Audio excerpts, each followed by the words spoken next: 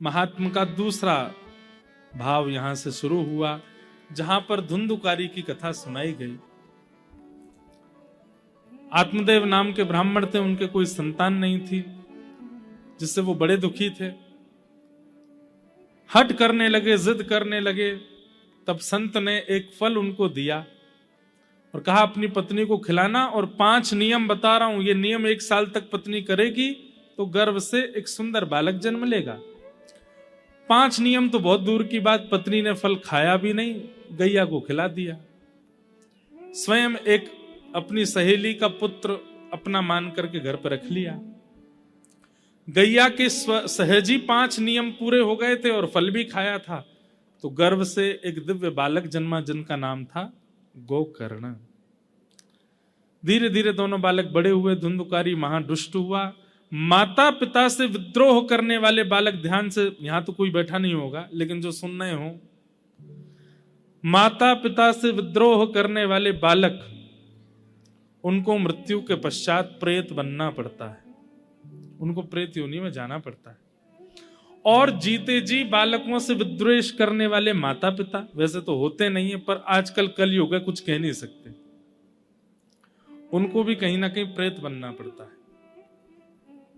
बालक, उनका धर्म है कि माता पिता की सेवा और आज्ञा का पालन करे, और माता पिता का धर्म है कि बालक को श्रेष्ठ व्यक्ति, श्रेष्ठ ज्ञानी बनावे। अगर इन दोनों कार्यों से दोनों पक्ष छूटते हैं तो दोनों को ही भोगना पड़ता है। धुंधुकारी मृत्यु के बाद प्रेत बना, क्योंकि माता पिता का इतना अनहित किया था, वैश्यागमन आदि सब किया था, प्रेत बना। प्रेत बनने के कारण उसकी सदगति नहीं हुई, गया जी में श्राद्ध करने से भी वो मुक्त नहीं हुआ। तब आपके भाई गोकर्ण जी महाराज ने सूर्य नारायण से आज्ञा ली कि आप आज्ञा करें, मेरा भाई प्रेत योनि से कैसे मुक्त होगा। तब सूर्य नारायण भगवान ने आज्ञा करते हुए कहा, भागवत जी की कथा कराओ। जो अत्यंत प्रेत योनि में पड़ा होगा, घनघोर प्रेत योनि में फंसा होगा, वो भी भागवत जी के पाठ निमित्त मात्र से, कथा निमित्त मात्र से मुक्त हो जाता है। सोचिए, जो हैं नहीं शरीर से, किसी प्रेत योनि में फंस गए हैं, उनको भागवत जी जब मुक्त कर देती, तो हम तो जीवित हैं, हम तो जिंदा हैं, हमको मुक्त नहीं करेंगे?